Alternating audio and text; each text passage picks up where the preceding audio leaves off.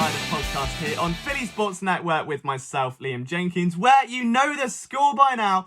All things Eagles related, the last 7 days wrapped up and put inside a quarantine care package. And on that note, first and foremost, I hope you and your families are well at this time. I know how stressful this can be. I know we're all impacted in some way, obviously some way more than others. But over in England, we're all self-isolating, hence the terrible backdrop if you are watching this on YouTube. No green screen today. If you're on audio's probably better, to be honest, because there's no weird echo from the office. But on YouTube, I mean, my room looks like a bomb site, if I'm honest. It's terrible. But we've got the big 90s TV in the background. So you've got the Mega Drive, the PS2 hooked up. Because when I was 17, I had a bit of a breakdown and started collecting retro games consoles for no reason, really. That was fun. We've got the Backstreet Boys haircut. That's back. It's been a while since we've done a podcast. But today, the title of it is going to live up to the title of it. I think it's been a while since we've had that. The title of the show, obviously, The Outside Insider. And we put a report out this week as an insider from the outside. So we're finally back on level terms with the title of the show. It only made sense to bring you back an episode. We've got a lot to talk about today. We're going to go over the report that I put out involving Rasul Douglas. Some more thoughts on it, just hypothesising, seeing what could be next or down the line.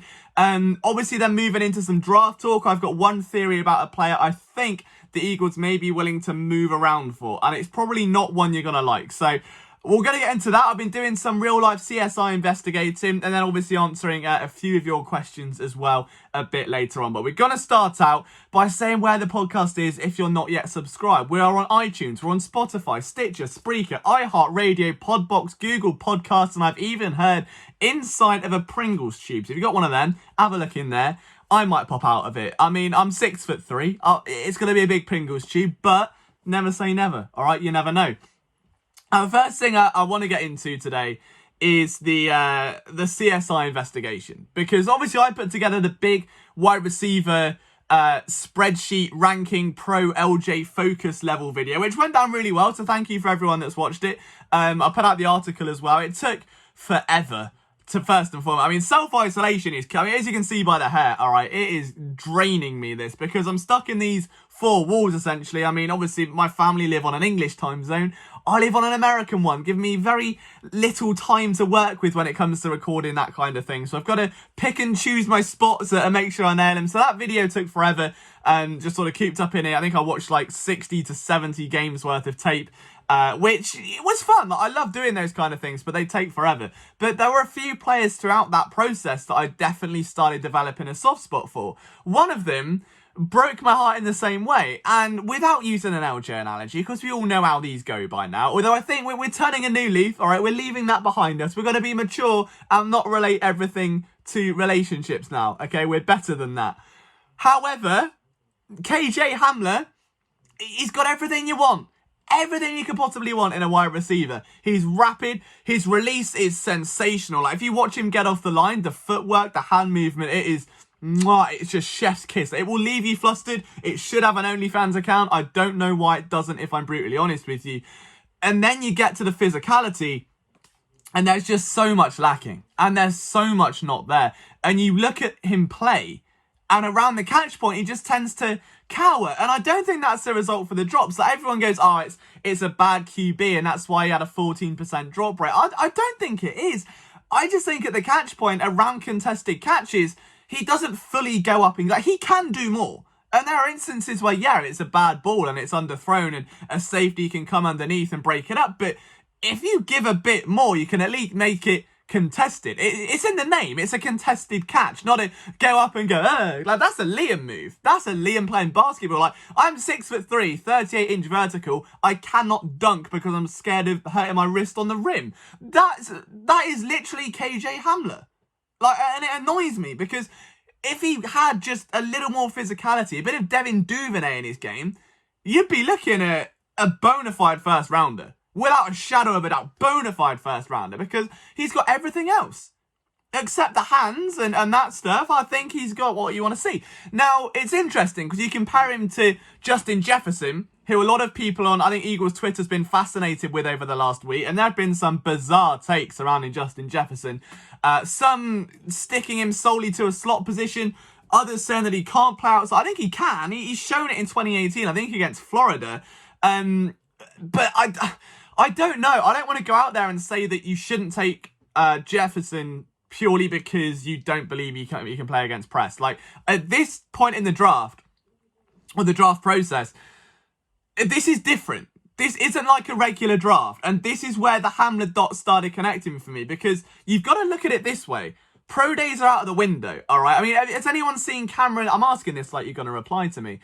If you've seen the video, I think Ian Rappaport shared it on Twitter, of Cameron Dantzler running a 40-yard dash, and he comes through at like 3.1 seconds, and it's like, right, come on. He ran, what was it, like a 4.6, I think, at the combine? Am I right? And then he does a 4.4, like, something's a bit fishy there, and he's not the only one to do it. I think everyone's trying to gracefully boost their stats up just a little bit, and this has to be the year now that you're relying on what you see and the data that you've got, because it is going to be either a little bit skewed or a little bit minimal, because those pro days aren't happening. Those opportunities are so few and far between.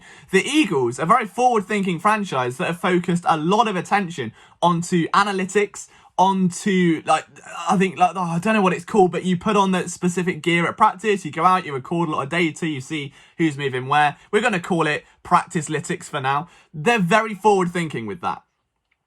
And then I think you take that into account, and what you have to do is find the flaw. Like, this can't be a draft you're looking for, I think by week 8 he's going to be in this role, or by week 8 he should be taking this amount of snaps, because you can't really predict that.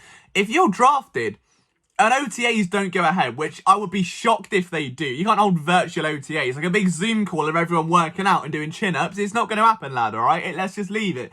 Training camp it might be delayed. They may push the season back a bit. I think that's far more feasible. But for a rookie, you're losing out that acclimatization period, that time to come in, to learn the playbook, to get aligned properly, to work out the terminology, to gel with your teammates, to gel with your quarterback, to understand the nuances. More importantly, as a rookie, you're missing out on going against NFL competition. If you're a free agent, you've done that for a few years, you're used to it, you're coming in, it's just another day at the office, it's the off season. You learn the playbook, you pick it up, you go to practice, drink a bit of water, post an Instagram video with some future in the background, job to good in. As a rookie, you've got all of that, including the future bit, but you've also got to be heavily focused on adapting to the next level, because there is obviously a significant jump between what we see in college and what we see at the NFL. And if physicality is a concern for Hamler, it's going to be a concern at the NFL, and it will be exploited. And that's why I'm concerned, R.E. Denzel Mims, for instance, okay? The problem is, though, that the Eagles have to go and get a flaw. Now, the flaw for Hamler, for me, is someone that I genuinely 100% believe in open space may be one of the most dangerous players in this draft. In open space. In open space. And that's the thing. He'll be landing in a coaching staff that is creative, that has been revamped, and we will get to that in just a second, because there's another dot there to connect. But I don't, if you are KJ Hamler, you're drafted to the Eagles, and you're going to be schemed on screens and swings and misdirection and jet sweeps and slants and anything where you can use that elusive, that burst, that explosive skill set to get off. It's that simple. You're not going to ask him to do a post route where he's going to probably come up against 2 defenders. You're not going to probably ask him right away to go into the middle of the field and run a deep in route where he's might have to work through some linebacker zone traffic. I can't see that happening just yet. It'll be a lot of underneath stuff. And that's fine, because the Eagles need speed. And I think if you look at this, Deshaun Jackson, essentially, yeah, he played 1 game last year. Yes, he can play in the slot, but let's not forget, he hasn't lost any juice. It's still Deshaun Jackson. He's still one of the NFL's premier deep threats. Let's not lose sight of that. So if you do go for KJ Hamler, you're not scheming him in the same way you would draw up plays for Greg Ward and Nelson Aguilar, because you can't. Because I don't think he's there yet. And you're not going to have training camp like Miles Sanders did. Like, Miles Sanders went through the first 8 weeks of the season. Yes, he developed every week, but in weeks 1 through 4, it wasn't pretty. It was not pretty at all. And he was running into blockers, and he couldn't make decisions, and it was a bit worrying. And then he started catching passes out of the backfield and everyone seemed to forget about the rest of it. He started lining up in the slot and everyone seemed to forget about the rest of it. Then as the season went on, he progressed, he got better, he come alive, and they started running, as I said before, a lot of play action where instead of shotgun, he's now under centre. He's an extra few yards back, so when he gets the ball, less to think about, through he goes, Bob's your uncle, see you later.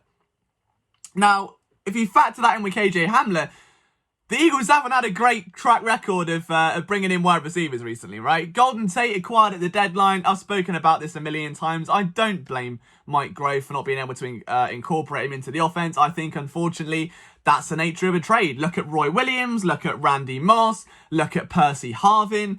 There's another name that's on the tip of my tongue, and I can't remember. But basically, like, trade deadline wide receivers very rarely work. Like, Amari Cooper is an exception to the rule. And a lot of people don't, take it for granted, okay? Golden Tate coming in, you've already got Jordan Matthews and Aguilar. That was never going to be an easy transition to acclimate a very similar skill set, but someone that has that speed. He was the yards after the catch leader. He was one of the best in open space, right? You can't afford to do that again. The Eagles know that. And they've gone out, they've changed offensive coordinator, and one man they've brought in that I want to bring attention to here is Rich Scangarello. Someone that, if you go back, of course, was a QB coach with the San Francisco 49ers, and working with Jimmy G, working with Kyle Shanahan. And there's one quote. There's one quote that I want to read to you now. And this came in January 7th. I believe it came at the Combine or somewhere like that, around Deebo Samuel. Now, this is Shanahan on the receiver that he drafted, okay? He said, "There's not as much man-to-man. It's a lot more fast tempo. There are huge zones where the hashes are, and it's very hard to get good at route running." He's talking about the college level here. "Especially when you have some of those guys that are very talented with the ball in their hands. Working on routes in college is kind of a waste of time. An open zone and have them run. It's almost like a fast break basketball. When you get that, guys are sloppy against their routes, which was Deebo since he didn't have much experience, okay?" So Shanahan's come out and said, look, Deebo Samuel was a poor route runner at college, but I still decided to take a flyer on him in the draft because I know that I can scheme him into a position to make plays.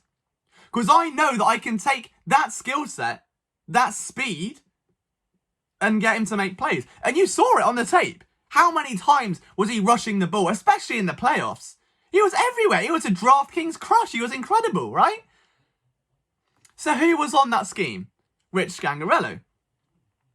Deebo Samuel, 802 yards his rookie year. I think he had 3 touchdowns. Or 5, one of the 2.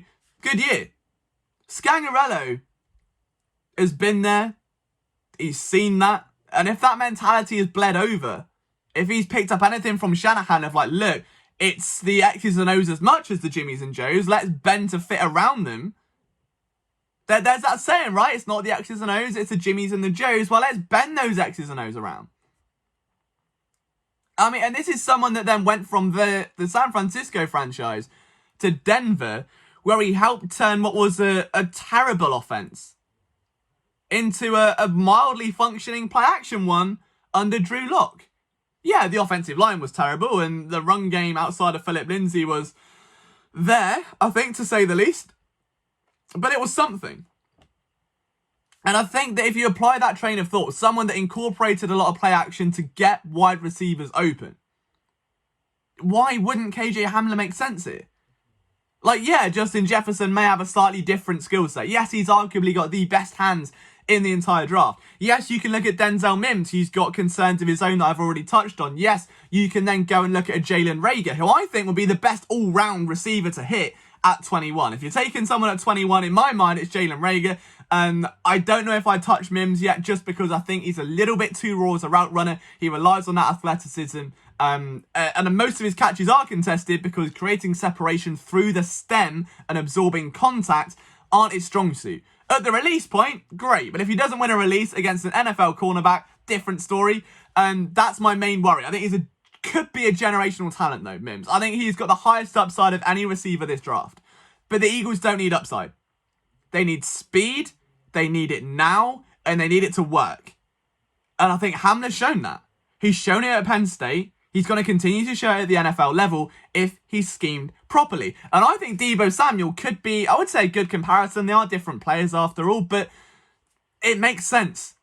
It makes sense. And especially when you look at the receivers or the other options around him. Miles Sanders got better in pass protection. A lot better in pass protection last year. It's still not great, but he got better. Alshon Jeffrey, if he's still around, fairly willing blocker. JJ Arcega-Whiteside, fairly willing blocker. Dallas Goedert is as good a blocker as he is a receiver. Zach Ertz has come on leaps and bounds as a blocker. And Deshaun Jackson's Deshaun Jackson. You've got all the pieces there to pave blocks at the second level to get Hamler into open space. And with that in mind, if the Eagles do decide to move back, they may only move back 10 spots. All right? They may only go back a few, which I would be fine with because I can't see them sitting at 21 taking KJ Hamler. That would be a reach. But if you trade back to 30, 35, maybe 40 if you're feeling adventurous, and you take Hamler and you use the excess picks to pick up some linebacker depth, to pick up a safety, to pick up a center replacement, someone you can groom in behind Jason Kelce, because the Eagles gave up a third pick for Darius Slay. Get that back. Take Tyler Biadasz. Take Cesar Ruiz. I think that, to me, feels like the most fail-proof option because the Eagles can't afford to fail. They cannot afford upside in this draft. And it's heartbreaking because there is so much talent littered throughout. And the top 6 receivers, we're talking Lamb, Ruggs, Jerry Jeudy, Justin Jefferson, Denzel Mims, Jalen Reagor. In my opinion, they're the top 6. I don't know how I'd feel about taking a reach on them or trading up to get. I think if you trade up, it's for Ruggs. I think that's basically KJ Hamler on steroids. If KJ Hamler could catch a ball and could fight through contact, I think that's Henry Ruggs. But I don't know. I'd like to hear your thoughts. Because connecting those dots, and not only that, there's one other thing.